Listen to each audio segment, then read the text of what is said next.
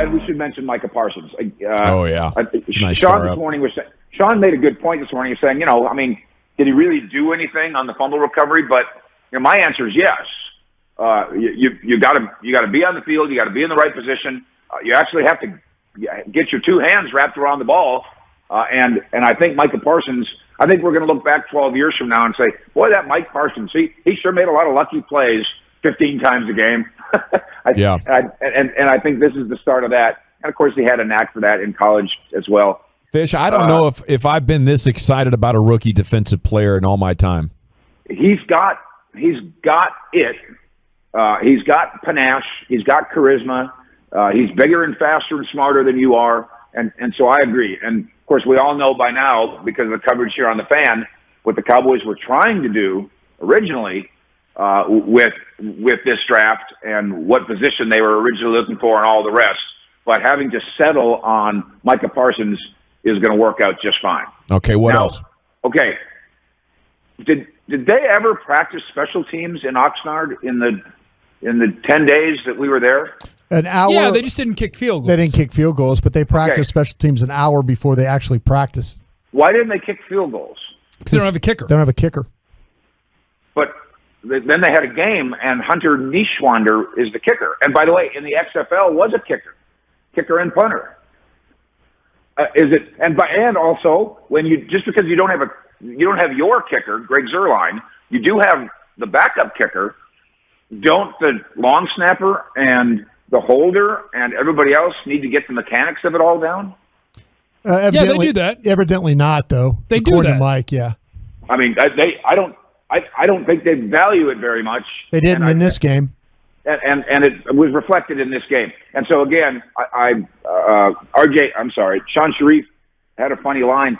The guy doing the play-by-play during practice, the 3rd and 7, everybody hurry up, was Bones Fossil, right? It was, yeah. Mm-hmm. Okay, that's funny and hilarious, and he's a clever, kooky guy. But maybe Bones Fossil should be over there coaching somebody, and not be pretending that he's Brad Sham on the sideline. I think that's a waste of somebody that is supposed to be the best special teams coach in the game. Instead, he's over there doing a job that Jeff Kavanaugh could have done. Well, he was talking to all the players so everybody could get lined up and go to their right groups and everything. And Mike McCarthy apparently didn't want to coordinate things. Whether it's a bullhorn or just a loud voice or the headset is Fossil use, somebody's got to do that.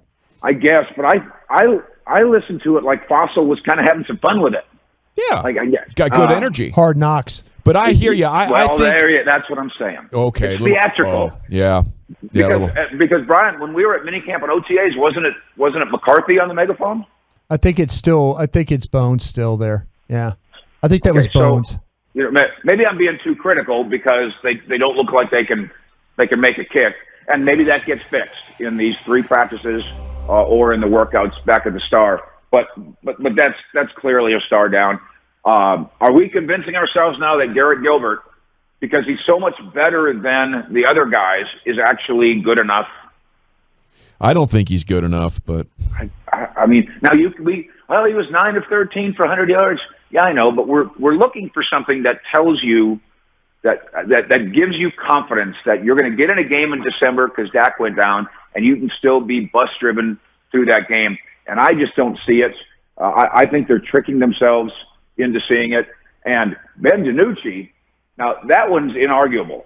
If Ben DiNucci still has a job here in the fall, it can't be on the 53, Brian. It can't be. No, but let me ask you guys a question. Worst pro player I've ever seen. If Gilbert would have converted those red zone opportunities. Yeah, he took the team. He had 2 drives. He drove down to the doorstep twice. Would we felt differently about him, though? I'm just asking you, Mike.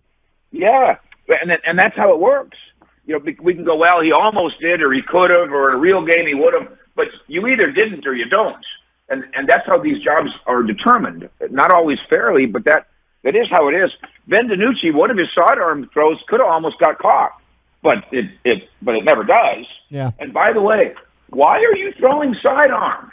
He can't see over the rush.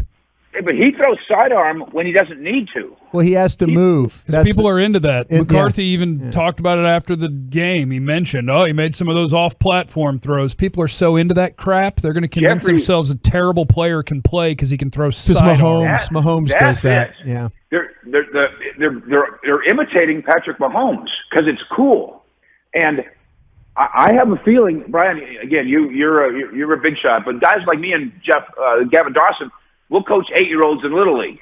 Okay. And if an 8-year-old Little Leaguer said, Coach, I'm a quarterback, watch this, and all of his throws were sidearm, we'd go, son, you're not a quarterback. You might be a submarine pitcher, but you look like a wide receiver throwing the ball like that to me. I can't believe that somebody never fixed that.